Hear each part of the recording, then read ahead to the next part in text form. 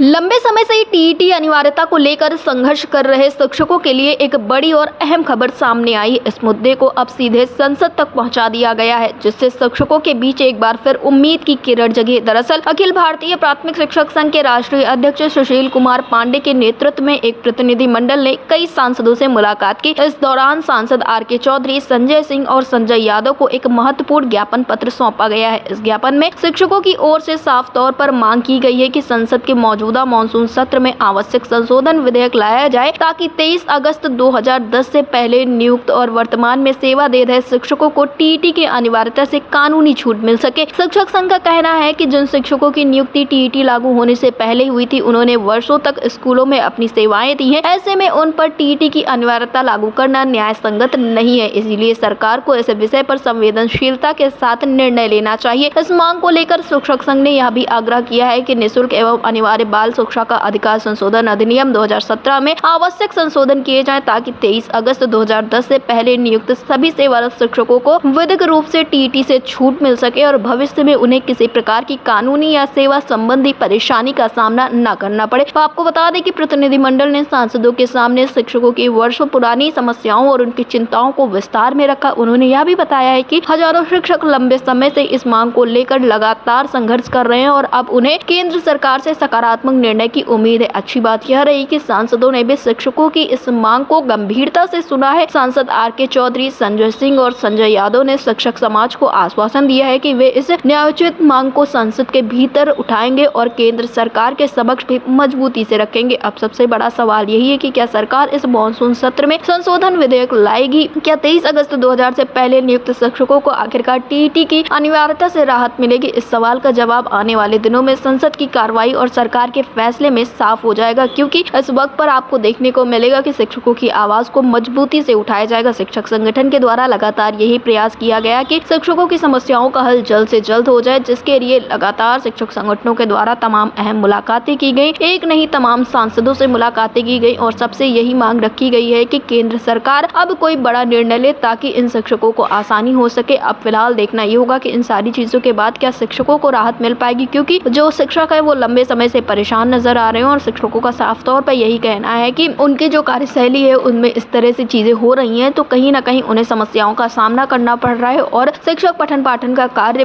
बेहद ही कर्मठता और निष्ठा से निभाते हुए नजर आ रहे हैं। तो इस तरह से बीच बीच में जो बदलाव किए जाएंगे, इससे शिक्षकों के लिए भारी नुकसान भी हो सकता है और शिक्षक काफी परेशान भी नजर आ रहे हैं। फिलहाल शिक्षक संगठनों की निगाहें पूरी तरह संसद के मॉनसून सत्र पर टिकी हुई है। अगर इस दिशा में कोई सकारात्मक कदम उठता है तो यह हजारों नहीं बल्कि देश भर के लाखों शिक्षकों के लिए एक बड़ी राहत साबित हो सकती है। अब देखना दिलचस्प होगा कि शिक्षक समाज की यह वर्षों पुरानी मांग कब तक पूरी होगी और सरकार इस पर क्या फैसला लेती है। एक्स रिपोर्ट, अटल टीवी।